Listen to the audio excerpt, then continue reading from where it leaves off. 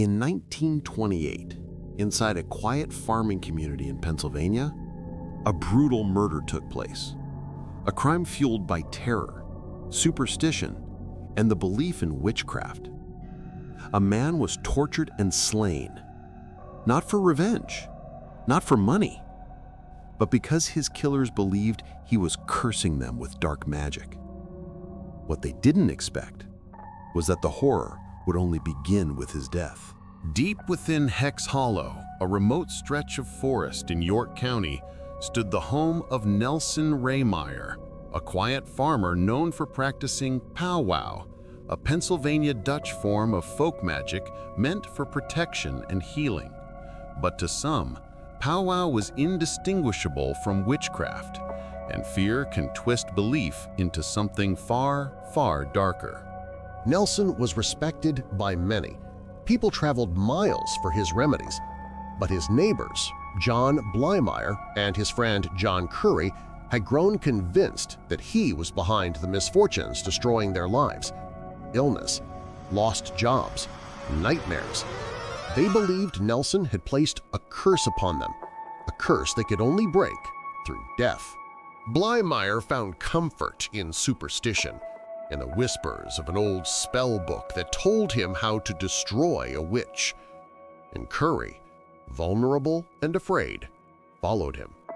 But fear alone wasn't enough. They needed a third man, Wilbert Hess, someone strong enough to carry out what the others only dared to plan. On a cold November night, the three men walked through the forest toward Nelson's house, their fists clenched, their hearts racing. Not from courage, but from the fear of what they believed would happen if they didn't stop the witch who tormented them. As they approached Nelson Rehmeyer's farmhouse, the hollow seemed to come alive. The wind moaned through skeletal trees, and shadows danced across the snow-covered ground as if warning them to turn back. But fear had blinded them. The men crossed the threshold into darkness, carrying a mixture of dread and grim determination. They burst inside. Nelson, startled, barely had time to react.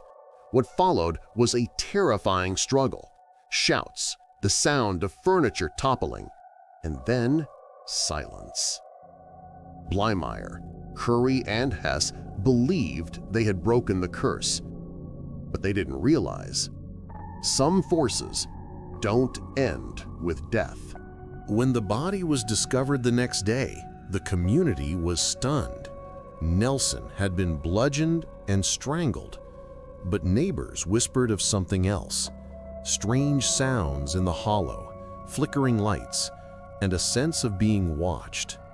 Even in death, it seemed the farmer's presence lingered, a curse that outlived his killers.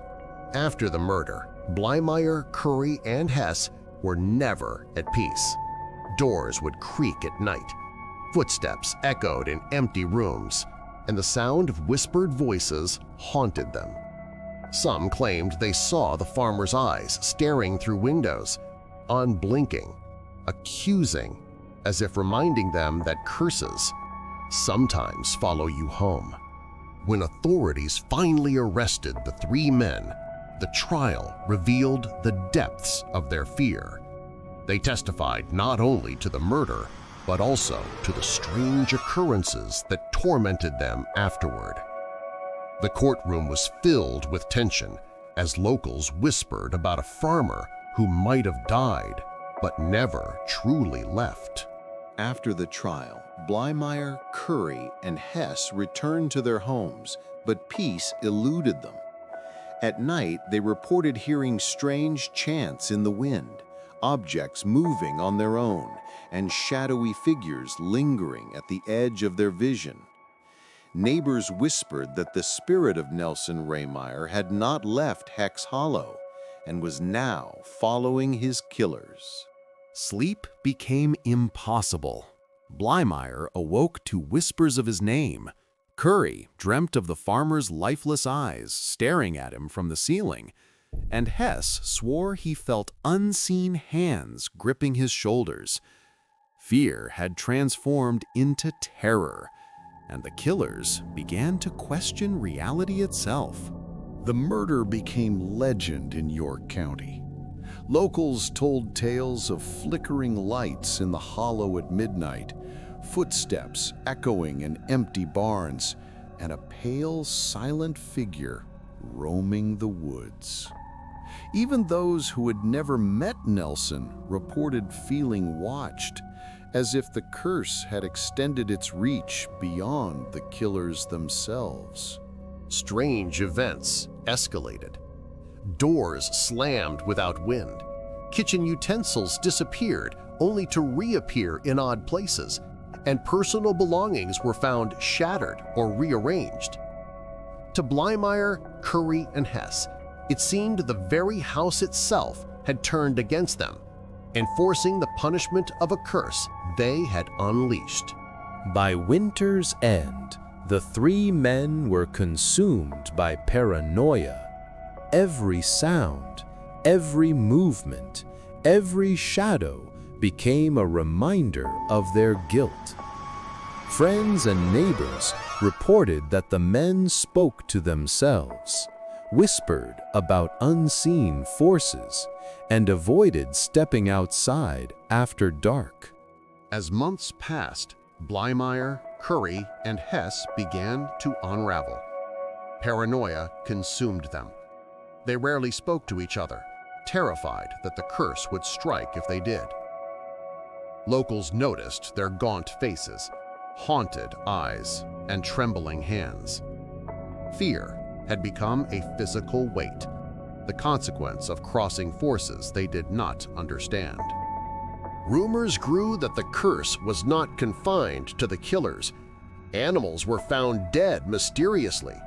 Barns caught fire without explanation. An unexplained sickness struck neighboring families. Some said it was guilt that cursed the land. Others swore Nelson's spirit was punishing anyone who dared disrespect him. The tale of the Hex Hollow Murder spread far beyond York County. Travelers, thrill seekers, and journalists came, eager to glimpse the site of a curse. Those who stayed too long reported whispers in the night, cold touches on their shoulders, and shadows moving just beyond vision. Proof, some claimed, that Nelson's spirit lingered still. Even decades later, locals tell stories. A hiker recalls seeing a pale figure staring from a broken window. A photographer captured orbs of light over the hollow at midnight. Whether it is lingering guilt, fear of the past, or something supernatural, the legend of Hex Hollow continues to terrify anyone who enters. The Hex Hollow Murder is more than a tale of violence. It is a warning. Fear can twist belief into horror, and superstition can become deadly. 3 men killed a man out of terror, and in doing so may have unleashed a darkness that never truly left. Some legends never die. Some curses are never broken. And in Hex Hollow, the past whispers still, carried on the wind through the skeletal trees, reminding all who listen that some horrors are eternal. In recent decades, paranormal investigators have ventured into Hex Hollow, equipped with cameras, EVP recorders, and motion sensors. Many reported capturing unexplained sounds, whispers in Pennsylvania Dutch dialect, objects moving on their own, and occasional shadowy figures darting just beyond the tree line. Even technology seemed powerless against whatever lingered in the hollow. Locals still share stories. One man recalled seeing a pale figure standing silently in the farmhouse doorway. Another described a cold wind carrying faint chants through the hollow, though no one else was nearby. These stories, repeated over generations, solidify Hex Hollow as a place where reality and legend collide. Descendants of those involved tell different versions of the tale. Some claim the curse never affected them, attributing the events to fear and guilt. Others warn outsiders to never enter Hex Hollow, believing that the restless spirit of Nelson Rehmeyer still watches.